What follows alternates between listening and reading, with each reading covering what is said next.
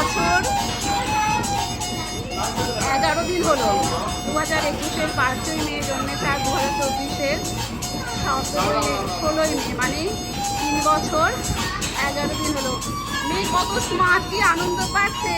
আমরা শ্রীনগরে, কাশ্মীর শ্রীনগরে ডাল লেকের ওখানে যে পার্ক আছে বাচ্চাদের, সেই পার্কে এসেছি। সেই পার্কে বিভিন্ন রাইড আছে, সেই রাইডে নিয়ে চলছে।